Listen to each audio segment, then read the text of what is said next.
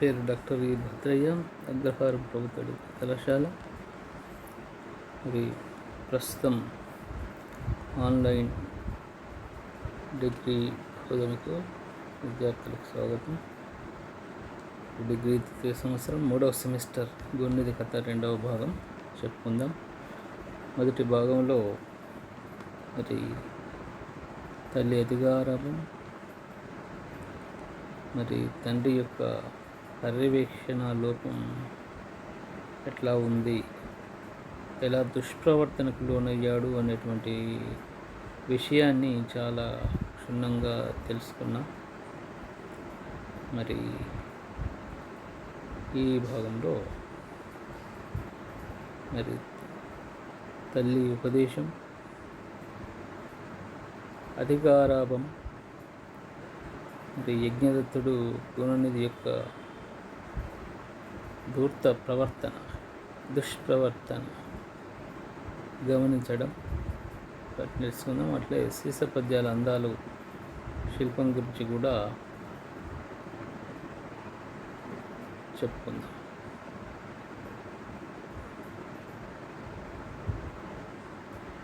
మరి ఆ విధంగా గుడ్డు వీగి కన్నా బిడ్డండు కావున ఒక్కరుండు కాన ఆ సోమిదమ్మ మరి లేక కలిగిన సంతానం కావడం వల్ల దుష్ప్రవర్తన కలిగినటువంటి ఆ గుణనిధి యొక్క స్వభావంని మరి తన భర్తకు తెలియకుండా మరి కప్పిపుచ్చుకుంటూ వచ్చింది. ఇది పెద్ద దోషం. తన భర్తకు తెలియకుండా ఉంచడం అనేది చాలా పెద్ద దోషం. ఈ దోషం వల్ల గుణనిధి పూర్తిగా చెడిపోయాడు. మరి ఇట్లా ఉండగానే ఆ గుణనిధికి 16 సంవత్సరాలు వచ్చాయి.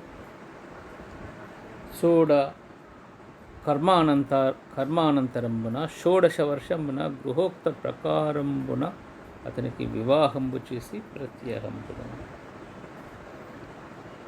మరి వివాహం చేయాలి. 16 సంవత్సరాలు వచ్చినాయి కాబట్టి గృహ్య సూత్రాల్లో చెప్పినటువంటి ప్రకారంగా అతనికి వివాహం చేయాలి కాబట్టి వివాహం చేశారు. ఆ చేయడానికి ముందు చేసేటువంటి కర్మ చూడాకర్మ. ఇక్కడ చూడాకర్మ అంటే మరి వివాహానికి ముందు చేసేటువంటి కేశఖండనము అనేది చెప్తూ ఉన్నారు. వివాహానికి ముందు కేశములను చక్కగా చేసుకోవడం అది కూడా ఒక కర్మ. గోదానము, గో శబ్దానికి కేశములు అనేటువంటి అర్థము, అలానే దానం అనే శబ్దానికి ఖండనం అనే అర్థం తీసుకొని ఇట్లా చెప్పారు. మరి ఆ విధంగా ఆయనకు వివాహం చేశారు 16 సంవత్సరాలకి. మరి ప్రత్యేహంబును ప్రతిరోజు మరి వివాహం చేయడం వల్ల కూడా మార్పు వస్తుంది అనేది లోకంలో వాడుకలో ఉంది. కాబట్టి ఎట్లాగూ 16 సంవత్సరాలు వచ్చినాయి, గృహ్య సూత్రాలు చెప్పారు కాబట్టి వివాహం చేశారు. వివాహం చేసిన తర్వాత తల్లి ప్రతిరోజు బోధించడం మానలేదు. ఆమె ఉపదేశం ఇచ్చేది. స్నేహార్ద్ర హృదయై అతి సాహస కృత్యములు మాన్ప సమకొల్పుటకై ఊహాపోహ విచార సమాహిత గతి తల్లి సుతుని మరి బోధించున్. మరి తల్లి అయినటువంటి ఆ సోమిదమ్మ, గున్నది తల్లి అయిన సోమిదమ్మ స్నేహ ఆర్ద్ర హృదయై, స్నేహము చేత ఆర్ద్ర తడిసినటువంటి హృదయము గలదై మరి ఆ కుమారుణ్ణి దగ్గర ఉంచుకొని, నాయన అతి సాహస కృత్యములు మాన్పన్, కుమారుడు చేసేటువంటి సాహసమైనటువంటి పనులు, తన కులాచారాన్ని మంట గలిపేటువంటి పనులు, ఆ దుష్ప్రవర్తనను సమకొల్పుటకై దిద్దడానికి ఊహాపోహ విచార సమాహిత గతిన్. ఊహా ప్లస్ అపోహ. ఊహ అంటే అట్లా దుష్ప్రవర్తన వల్ల ఏమేమి అనుకూలాలు ఉంటాయి, అపోహ అంటే ఏమేమి ప్రతికూలాలు ఉంటాయి అని బేరీజు వేయడం, విచారణ చేయడం, బేరీజు వేయడం, సమాహిత గతిని ఆ ఏకాగ్రమైనటువంటి ఆ పద్ధతిలో శృతినికి ప్రతిరోజు మరి బోధ చేసేది. నాయన, నీ దృష్టిప్రవర్తన వల్ల ఇలాంటి పరిణామాలు సంభవిస్తవి, మరి అవి మనకు మేలు చేయవు, కీడు చేస్తవి అని ఆ తల్లి రోజు బోధించేది. విడువకు నీవు పట్టణము, వీధుల వెర్రివాడవై చెడుగుల గూడి ధౌర్త్యములు సేయ మహీరమనుండెరింగెనే. విడుచును సోమయాజి మనువృత్తులు చేకొనును ఎల్లభంగులన్ చెడుదుము నీ కతంబునను చీరయు కూడును లేకపుత్రక. మరి ఆ గుణిదికి ఈ విధంగా బోధ చేసేది. నీవు పట్టణమును విడవకు, పట్టణమును విడిచి వీధుల వెర్రివాడవై చెడుగుల కూడి దౌర్త్యములు సేయ, చెడ్డవారిని కూడి మరి దుష్టమైనటువంటి పనులు, ధూర్త కృత్యాలు చేస్తూ ఉంటే మహీరమనుండెరింగెనే. మరి ఈ దేశపు రాజు ఈ విషయం తెలిసిందంటే ఎట్లా?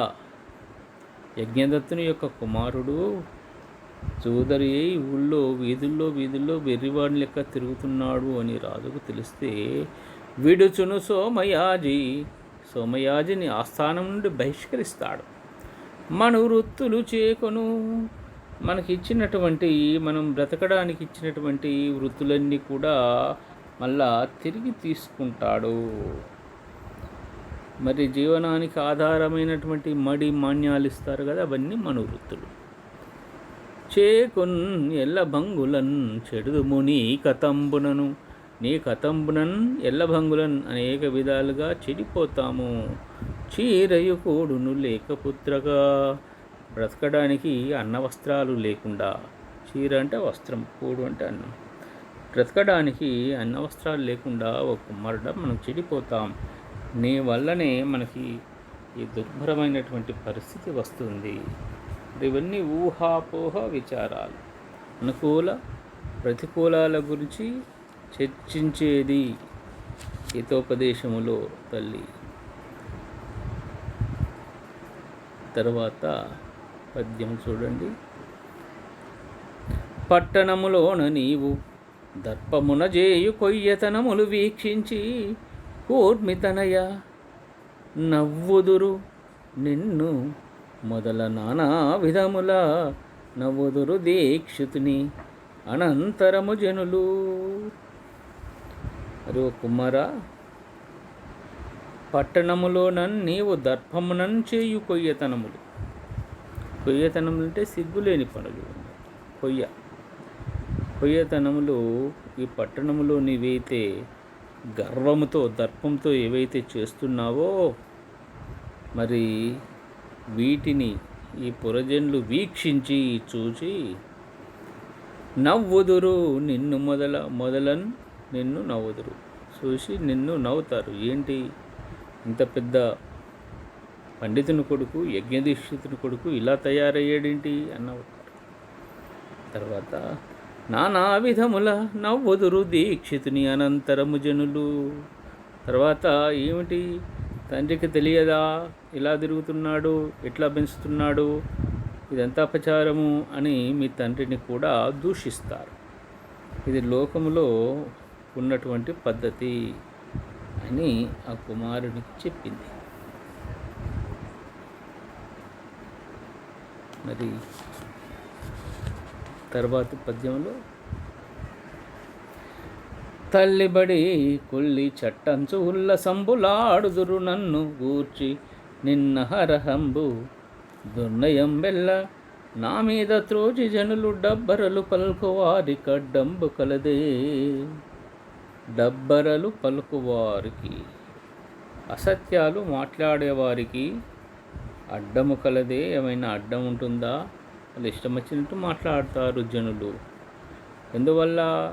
నీవు చెడుతున్నావు కాబట్టి ఏమంటారు? మొట్టమొదట నిన్ను చూసి నవ్వుతారు, తర్వాత నీ తండ్రిని చూసి నవ్వుతారు, తర్వాత ఏమిటి తల్లి ఉన్నది మరి మరి తల్లి చాటు పిల్లాడు, తల్లి బడి కొల్లి చట్టంచు, ఇదొక సామెత అట్లా, తల్లి చాటు పిల్లాడు అని. మరి ఉల్లసంబులు ఆడుదురు నన్ను గూర్చి. మరి తల్లికి కూడా తెలియదా ఇట్లే నా పెంపకం అని? మరి ఊళ్ళో ఉన్నటువంటి జనులు నన్ను ఏమంటారు? ఉల్లసాలు ఆడుతారు, అపహాస్యం చేస్తారు, ఎత్తి పొడుపు మాటలతో నిందిస్తూ ఉంటారు. మరి దుర్నయం వెళ్ళ నా మీద ద్రోచి. మరి ఈ పరిణామానికి కారణం, దుర్నయం అంటే ఈ పరిణామానికి కారణం, ఆ కారణాన్ని నా మీద దూచి. మరి తప్పు కదా, ఇది దుష్ప్రవర్తన తప్పు కాబట్టి మరి దీనికి అంతటికీ కారకురాలు తల్లి మొట్టమొదట అనే ఉద్దేశంతో నా మీద దూచి నిందిస్తుంటారు. మరి వారికి తెలుసా అది అసత్యము? నేను ప్రతిరోజు చెప్తున్నాను, మార్చడానికి ప్రయత్నం చేస్తున్నాను అనేది మరి వాళ్ళందరికీ తెలుసా? తెలియదు అని ఆమె ఉద్దేశం. కానీ నిజానికి అతి గౌరవం వల్ల తన కుమారుడైనటువంటి గుణనిధిని చెడగొట్టినది అనేది సత్యం. ఇక్కడ మరి ఇందులో విశేషాన్ని సామాన్యం చేత సమర్థించడం ఉంది కాబట్టి దీన్ని అర్ధాంతర న్యాసం అంటాం.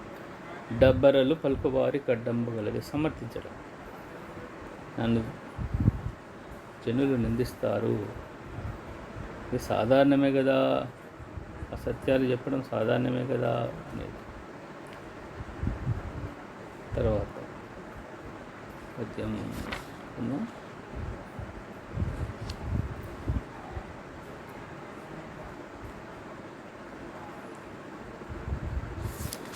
అని ఎంత నిలవక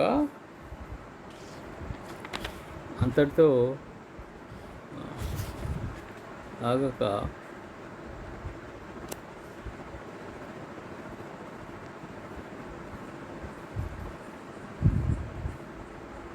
అవినయ నిధానమగు ఈ నవయౌవన శైశవముల నడిమి వయసునంగ విసడి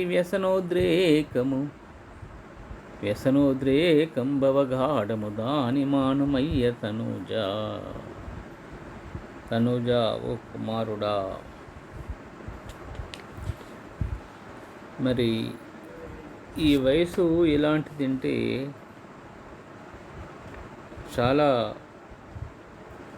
దేనికైనా లోనయ్యేటువంటి వయసు, సరిగ్గా శిక్షణ లేకపోతే. అవినయ నిధానము, అవినయానికి, వినయము లేకుండా పోవడానికి ఆస్కారమిచ్చే గని లాంటిది నిధానము, పెద్ద నిధి లాంటిది ఈ వయసు. ఏ వయసు అంటే ఈ నవయౌవన శైశవముల నడిమి వయసు. నవయౌవనము, యవ్వనం యొక్క ప్రారంభము, తర్వాత శైశవము, కౌమార దశ యొక్క చివరిది, ఆ స్టేజ్, ఆ మధ్యలో ఉన్నటువంటి దశ, ఇది మధ్య వయసు. ఈ మధ్యలో ఏదైనా చెడు వ్యసనాలు కమ్ముకుంటే, కవిస్తే, మరి వ్యసనోద్రేకంబు, ఆ వ్యసనము, ఆ దురలవాటుల యొక్క ఉద్రేకము, ఆవేశము, అవగాఢము, మిక్కిలి లోతైనది. మళ్ళా దాన్ని మానడం అనేది చాలా కష్టం. మరి ఈ మధ్య వయసు, నవయౌవన శైశవముల మధ్య వయసు, అడోల్సెంట్ ఏజ్.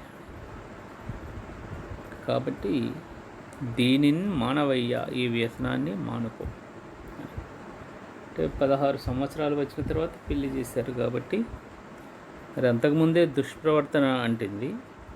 కాబట్టి తల్లి బాగా బోధించేది అని అనేక ప్రకారంబుల బోధించిన తల్లి మాటల చెవుల సోకనీక.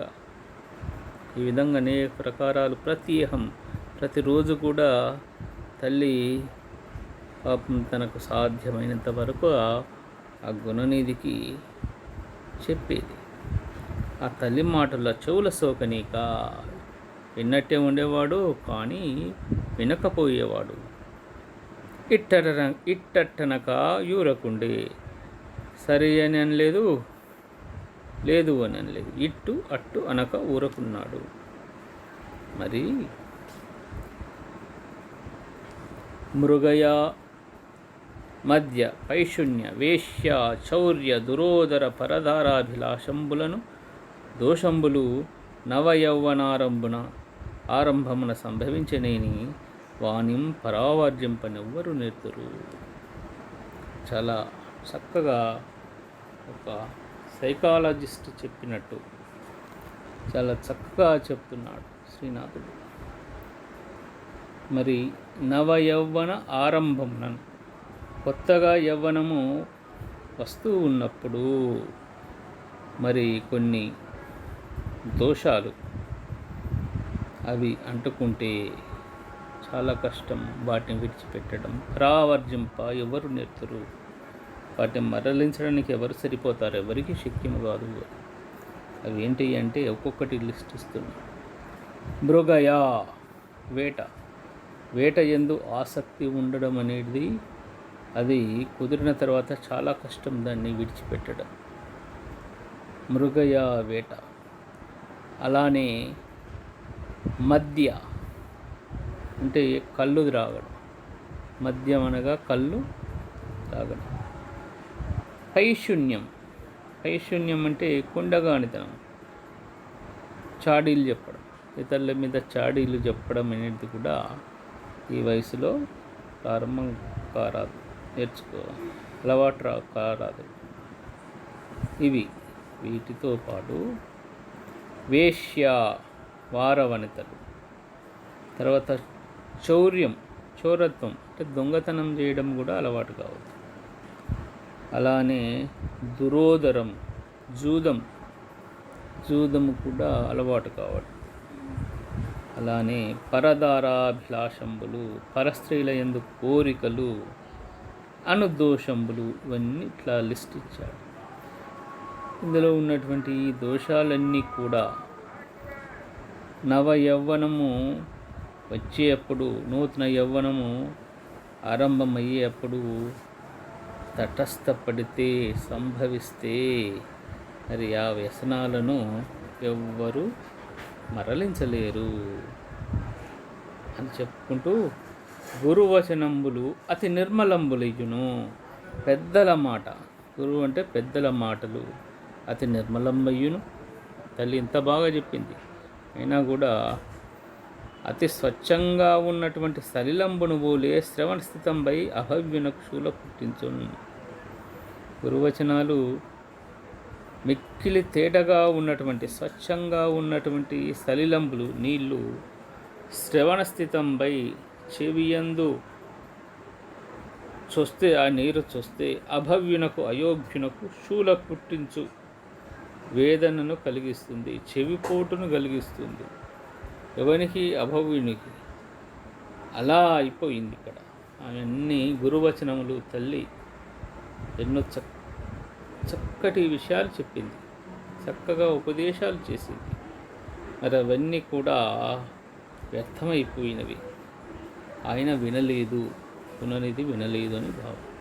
అయథార్థ నామధేయుడు, యథార్థము కాని పేరు కలవాడు, సార్థకము కాని పేరు కలవాడు అని అర్థం. ఇక్కడ గుణనిధి అని పేరు ఉంది కానీ అందులో ఒక్క మంచి గుణం లేదు అని ఇక్కడ అర్థం చెప్పుకోవాలి. అయథార్థ నామధేయుడు. అగుణనిధి, ఆ గుణనిధి యథాపూర్వంబు దుర్వర్తనంబులను తిరుగుతుండను ఒక్కనాడు. యథాపూర్వంబు, పూర్వం ఎట్లా తిరిగేవాడో, దుష్ప్రవర్తనతో తిరిగేవాడో ఆ విధంగానే తిరుగుతూ ఉన్నాడు అని భావం. ఈ విధంగా తిరుగుతూ ఉంటే తర్వాత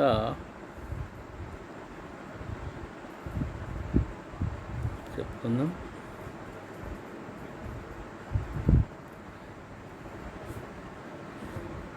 దర్శనంబిచ్చేయద్దాని కోమటి క్రొత్త పొడచూపనే తెంచె భూభుజునకు తనకి చేయద్దాని ధారాంబు పూర్వంబు పుణ్యకాలము నాడు భూమి భర్త తానిచ్చేయద్దాని ధర్మగేహిని అయిన సోమిదమ్మకు మనః ప్రేమమలరా తరిచూచి ఇచ్చే ఎద్దాని పట్టికి తల్లి జూదమాడిన పైడి చుట్టుకొనిన అట్టి నవరత్నమయమైన అంగుళీయకంబు యజ్ఞావభృద పుణ్యకర్మ సాక్షి వీటిలో ఒక్క జోదరి వ్రేలనుండా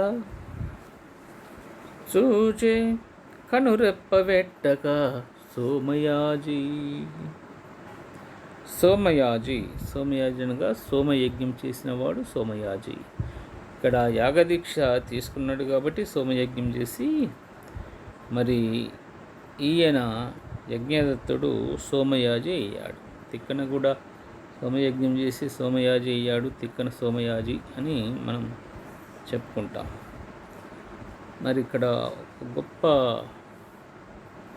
పద్యం రాశాడు. ఇక్కడ చాలా కొత్తగా ఎద్దాని అని చివరికి అది ఏమిటి అనేది చివరికి చెప్పాడు. అది ఏమిటి అంటే రవరత్నమయమైనటువంటి మరి అంగుళీయకం.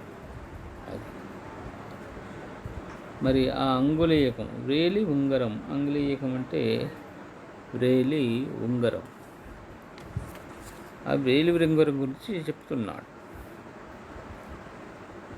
దర్శనం బిచ్చేయద్దాని కోమటి క్రొత్త పొడచూపనే తెంచే భూభుజుడనగా రాజు.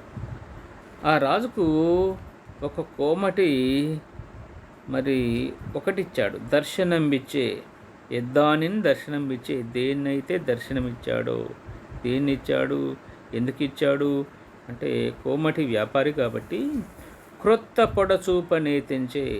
వ్యాపారులు ఏ కొత్త వస్తువు వచ్చినా కూడా అది రాజునకు సమర్పించుకోవాలి.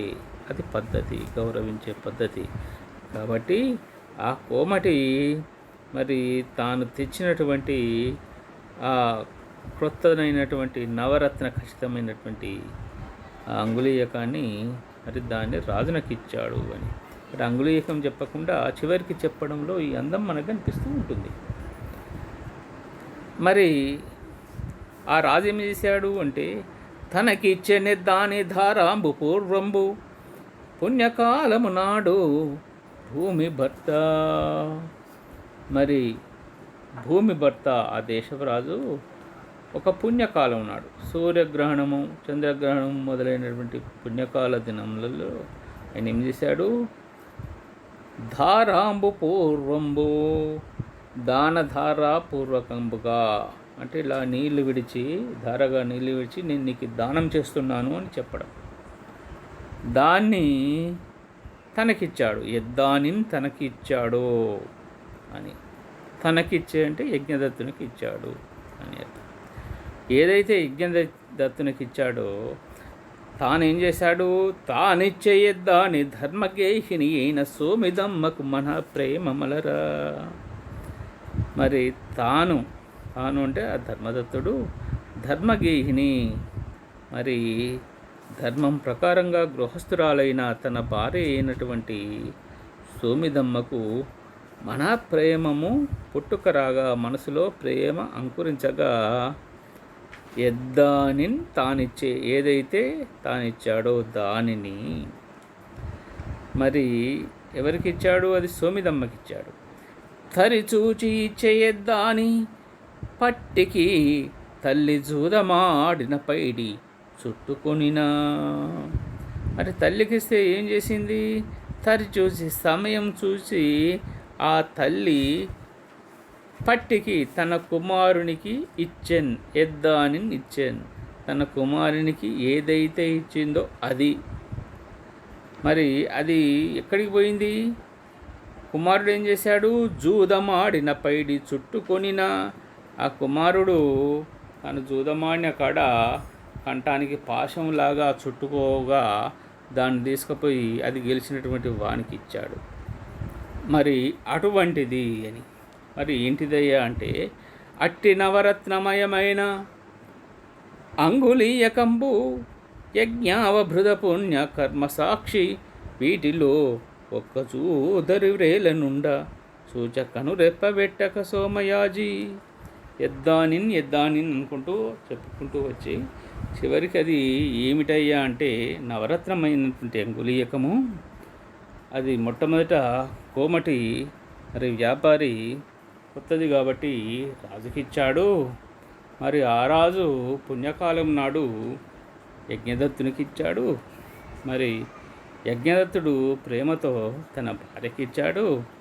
భార్య మరి తన కుమారుడైనటువంటి గుణనిధికి మరి సమయం చూసి ఇచ్చేసింది. మరి ఆ గుణనిధి చూదం ఆడాడు కాబట్టి మరి ఆ డబ్బు కిందికి ఓ చూదరికి ఇచ్చేసాడు. మరి అది ఎటువంటిదయ్యా అంటే, అట్టి నవరత్నమయమైన అంగుళీయకంబు యజ్ఞ అవభృద పుణ్యకర్మ సాక్షి. యజ్ఞము అయిన తర్వాత అవభృద అంటే చివరిలో స్నానం చేయడం అంటారు. అవభృతం అంటే మరి అదొక పుణ్యకర్మ. దానికి సాక్షి అయినటువంటిది ఆ వ్రేలి ఉంగరము, అంగుళీయకము. అటువంటి అంగుళీయకము వీటిలో ఒక్క చూదరి వ్రేల నుండ చూచే కనురెప్పబెట్టక సోమయాజి వెళుతుంటే ఒక జూదరి వేలుకది కనిపించింది. అది ఏంటిదయ్యా అంటే ఇంత లిస్ట్ చెప్పాడు ఆయన. ఎక్కడి నుండి వచ్చేటది ఇది ఒక అద్భుతమైనటువంటి ఒక పద్యశిల్పం ఇది. ఆ జూదరి వ్రేల చూశాడు. ఎట్లా చూశాడు? కనురెప్పబెట్టక సోమయాజి మరి కనులు వాల్చకుండా చూశాడు. ఇది ఏమిటి? ఇది నా వ్రేల ఉన్నటువంటిది, ఇంట్లో ఉండేటువంటిది, మరి ఎక్కడా లేనటువంటిది, కోమటి తీసి రాజులకి ఇచ్చినటువంటిది, రాజు నాకు దానపూర్వకంగా ఇచ్చినటువంటిది, నేను నా భార్యకు ప్రేమతోటి ఇచ్చినటువంటిది, మరి ఏమిటి అని ఇక్కడ ఎందుకు ఉంది అని ఈ విధంగా చక్కటి పద్యం రాశాడు ఆయన.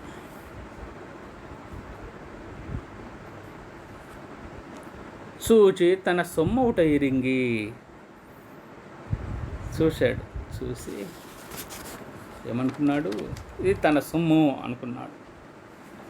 ఇది ఇదొటి కాదు, తన సొమ్ము, తనది అనుకున్నాడు. తెలుసుకొని దీక్షుండు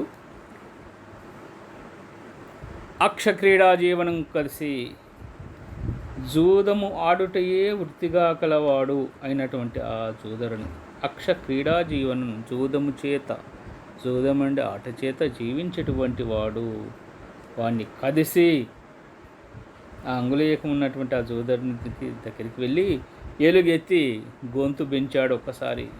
ఈ అంగుళీయకంబు నీకెట్లు కలిగాను అన్నాడు. ఈ అంగుళీయకము నీకెట్లు వచ్చింది? నీ దగ్గరికి ఎట్లా వచ్చింది? ఉన్న రూపు చెప్పు, ఉన్నది ఉన్నట్లుగా సత్యం చెప్పు, తప్పని చెప్పితే నేను భూపాలు సన్నిధిని పెట్టి దండింతును అని బెదిరించాడు. తప్పు చెప్తే మాత్రం రాజు దగ్గరికి తీసుకుపోయి నీకు శిక్ష పడేలాగున వేస్తాను, ఉన్నది ఉన్నట్టు చెప్పు, అసత్యం చెప్పకు అని బెదిరించాడు. అనినన్ ఆ జూదరి అనగానే ఆ జూదరి ఈ విధంగా చెప్పాడు. నీ తనయుండు గుణనిధి, నీ యొక్క కుమారుని పేరు గుణనిధి, నెత్తంబున ఒడ్డిన విత్తంబునకై, నెత్తమనగా జూదములో మరి పందెము ఒడ్డాడు దాన్ని, మరి దానికి సంబంధించినటువంటి ధనానికై ఈ అంగుళీయకంబు నాకిచ్చే, ఈ ఉంగరాన్ని నాకిచ్చాడు. మరి ఇంతే కాదు, ఇంకా చాలా ఇచ్చాడు. మరియు బంగారు బృంగారు, బంగారు గిన్నెలు కూడా నాకు ఇచ్చాడు. కర్కరి కలాచికలు, కర్కరి అంటే దోసపండు ఆకారంలో ఉండేటువంటి పాత్రలు ఇచ్చాడు.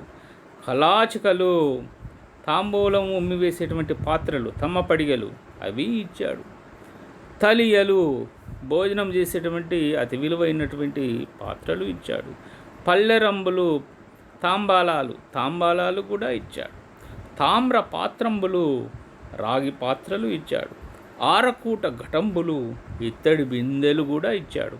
ఆర్కూట్లో దొరికేటివి కాబట్టి ఆరకూట అని అట్లా తెలుగులో ప్రయోగం ఉంది. ఆరకూట ఘటంబులు ఇత్తడి బిందెలు అన్నియున్ తాకట్టు పెట్టియున్, ఇవన్నీ కూడా తాకట్టు పెట్టి నీ కుమారుడు దురోదర క్రీడా పరాయణుండై జూదపు ఆటయందే మరి నిమగ్నమైపోయాడు, పరాయణుడయ్యాడు, అందులోనే నిమగ్నమైపోయాడు. పట్టణంబులోనని చరించుచున్నవాడు, ఈ నగరంలో ఎక్కడ చూసినా వాడే ఆడుకుంటూ తిరుగుతున్నాడు అని చెప్పాడు. మరి ఇది ఊహించినటువంటి సమాధానం యజ్ఞదత్తునికి. విషయమంతా ఇక్కడ బయటపడింది. అప్పుడు ఇంకొక మాట కూడా అన్నాడు ఆ సోదరి, ఒక గొప్ప మాట అన్నాడు. ఏమిటంటే, అక్షధూర్తులలోన నీ అనుగు కొడుకు దొరయునంతటి అక్షధూర్తుండు లేడు. అక్షధూర్తులు జూదరులలో, అక్షధూర్తులు అంటే జూదర్లలో నీ అనుగు కొడుకు, నీ ప్రియమైనటువంటి పుత్రుడు ఉన్నాడే, ఆ ప్రియపుత్రుని తొరయునంతటి అంటే పోలున్నంతటి అక్షధూర్తుడు లేడు. ఇక ఈ పట్టణంలో నీ కొడుకు అంతటి పెద్ద జూదరు లేడు, నీ కొడుకే పెద్ద జూదరు అని చెప్పేశాడు. ఇంకేమన్నాడు, క్షితితలంబున యాగదీక్షితులలోన కీర్తిని ఎట్టి యాగ దీక్షితుడు లేడు. ఈ భూమి మీద మరి యాగదీక్ష తీసుకున్నటువంటి వారిలో, యాగము చేసేటువంటి వారిలో మరి నిన్ను మించినటువంటి యాగదీక్షితుడు కూడా, నీ అంత కీర్తి పొందినటువంటి యాగదీక్షితుడు కూడా ఈ భూమి మీద లేడు. ఈ విషయం చెప్పాడు. ఎంత పెద్దవాడివి అనేటువంటి వ్యంగ్యం ఉన్నది. ఇంత గొప్పవాడివే ఈ భూమి మీద, మరి నీ కుమారుడు జూదర్లలో గొప్పవాడు అనేటువంటి ఒక వ్యంగ్యం మనకి ఇందులో కనిపిస్తూ ఉన్నది. ఇది దృష్టాంత అలంకారంగా చెప్పచ్చు. ప్రతిబింబ భావంతో ఇక్కడ కొడుకు గురించి, తండ్రి గురించి ప్రతిబింబ భావంలో చెప్పారు కాబట్టి దీన్ని దృష్టాంత అలంకారంగా మనం చెప్పుకోవచ్చు. అనిన విని అనంగానే విన్నాడు. లజ్జా క్రోధంబులు మనంబున ముప్పిరుగున, తన మనస్సులో ముప్పిరుగున్నవి. ఉద్వేగి అయ్యాడు ఒక్కటేసారి. లజ్జ, సిగ్గు, క్రోధము, కోపము, ఇవి రెండు కూడా ఆయనలో ముప్పిరుగున్నవి, అతిశయించినవి. అంటే బాగా అయిపోయింది. యజ్ఞదత్తుండు అర్ధముండితంబైన మూర్ధంబున, సగము కొరగబడినటువంటి తన తల, అర్ధముండితం అంటే కొరగడం అని, సగము కొరగబడినటువంటి తన తల మీద. అంటే బ్రాహ్మణులలో కొన్ని తరగతుల వాళ్ళు వారి ఆచార సంప్రదాయ ప్రకారంగా తలను కేశఖండనము చేసుకోవడం అనేది మనకు ఉంటుంది. సగం వరకు గుండ్రగా చేసుకోవడం అనేది కొన్ని శాఖల్లో ఉంటుంది. ఆ విషయం ఇక్కడ చెప్తున్నాడు. అర్ధముండితంబైన మూర్ధంబునన్ నీర్కావి దోవతిన్ అరిమురిని చుట్టుకొని, నీరుకావి కాషాయ వస్త్రాలను కట్టుకున్నాడు. అరిమురిని వేగ్రపాటుతో అటో ఇటో చాలా జాగ్రత్తగా అరిమురిగా చుట్టుకొని ఇంటికి తెంచి ఇంటి కురికెచ్చాడు. మొగంబు గంటు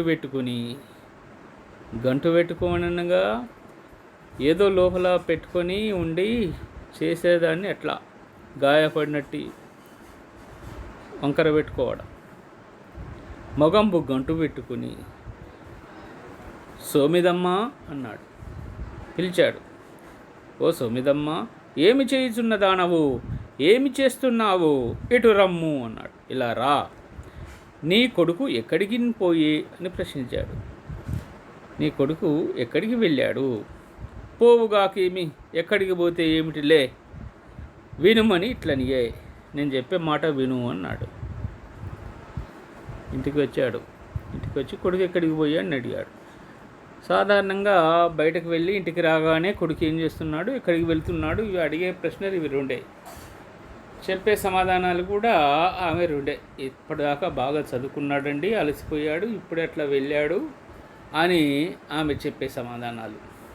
ఇవన్నీ కూడా ఆయనకు తెలుసు. ఇప్పుడు కూడా అవే ప్రశ్నలు అడిగాడు కానీ పోవుగాకేమి అన్నాడు. ఇది వ్యంగ్యం. నువ్వేం చెప్తావు అదే చెప్తావు. కాబట్టి పోతాడులే తిరగడానికి, చదువుకున్నాడు కదా అని ఒక వ్యంగ్యం. వినుమని ఈ విధంగా పలికాడు. ఇక్కడ చాలా విశేషాలు ఉన్నాయి. ఇక్కడ శ్రీనాథుడు చెప్పేటువంటి పద్ధతిలో మరి ఆ విశేషాలు మనకు కనిపిస్తాయి. ఇక్కడ చూడండి, అవి విశేషాలు చెప్పుకుందాం. మొట్టమొదట శ్రీనాథుని కావ్యాలన్నీ, హరవిలాసం కానీ, భీమఖండం కానీ, కాశీఖండం కానీ, ఇవన్నీ కూడా శివపారమ్యాన్ని స్థాపించేవి. శివుడే పరమదేవుడు, భగవంతుడు అనేటువంటి విషయాన్ని స్థాపించేవి. ఈ కావ్యాలలో అపార శివభక్తిని ఆయన ప్రకటించాడు.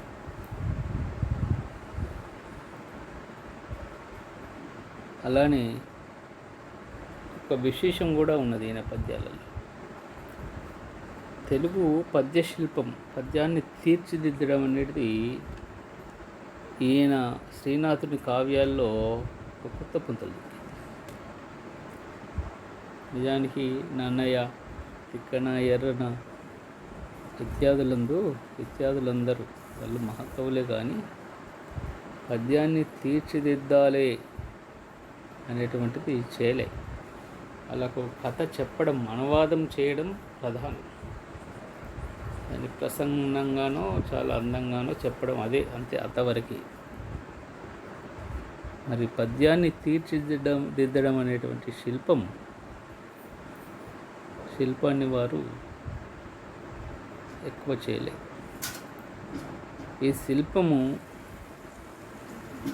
ఉత్తర హరివంశం రాసినటువంటి నాచన సోమనతో మొదలైందని చెప్తారు.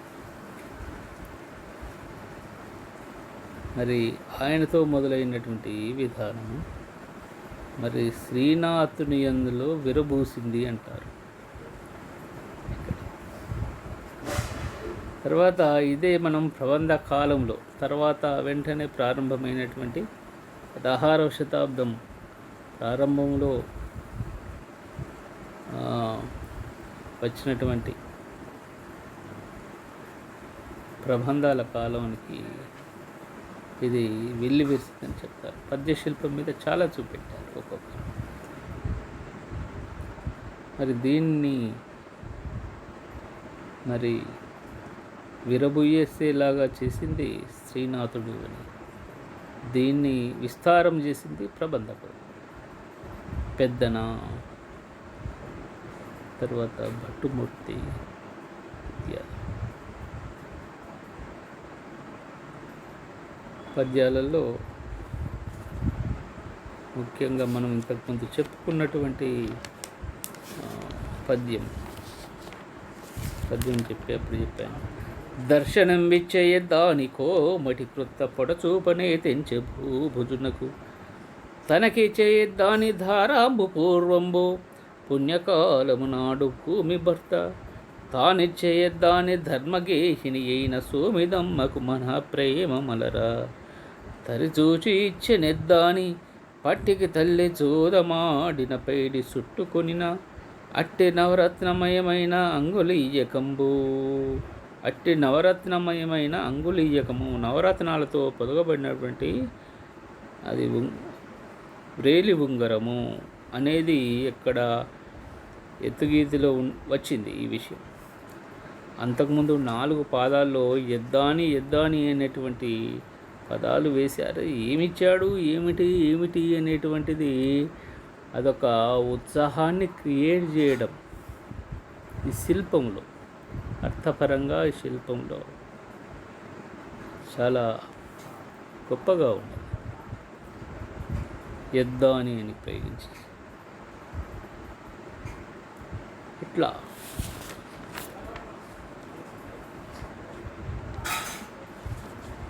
అట్లే ముఖ్యంగా సంభాషణల్లో కూడా చాలా చక్కగా నన్నయ్య వ్రాసినట్టు అతి సులభమైనటువంటి పదాలతో రాశాడు. శైలి మార్పు కూడా మనం చూస్తాం. చూచి తన సొమ్మవుట ఎరిగి దీక్షితుడు అక్ష క్రీడా జీవనం కలిసి ఎల్లుంగెత్తి ఈ అంగుళీయ కంబు నీకెట్టు కలిగి ఉన్న రూపు చెప్పు తప్పు చెప్పి తీరి భూపాలి సన్నిధి పెట్టి దండింతును అని నా జోదరి తనయుండు గుణనిధి. ఇట్లా చక్కడైన తెలుగులో అంత సులభంగా ఇది అర్థమయ్యేటువంటి భాషలో నాకు రాయడం కనిపిస్తుంది. అలానే వర్ణించేటప్పుడు, విషయాల్ని వర్ణించేటప్పుడు వచనంలో చాలా జటిల సమాసాలు, పద్యంలో కానీ వచనంలో కానీ చాలా జటిల సమాసాలు వేస్తాడు. అని అనేక ప్రకారంబులు బోధించిన తల్లి మాటలు చెవుల సోకనిక ఇట్టట్టనకు యూరకుండే చెప్తాడు. మృగయ మధ్య పైశున్య వేశ్య చౌర్య దురోదర పరదారాభిలాషములను దోషములు ఇట్లా కొన్ని తెలుగు పదాలు కాకుండా సంస్కృత పదాలతో జటిలమైనటువంటి సమాసాలతో రాయడం అనేది మనకి ఇక్కడ కనిపిస్తూ ఉన్నది. ఇట్లా ఈ కావ్య శిల్పం చాలా గొప్పగా మనకు కనిపిస్తుంది ఈయనలో. తర్వాత పాఠ్యభాగం తర్వాత భాగంలో మనం తెలుసుకుందాం.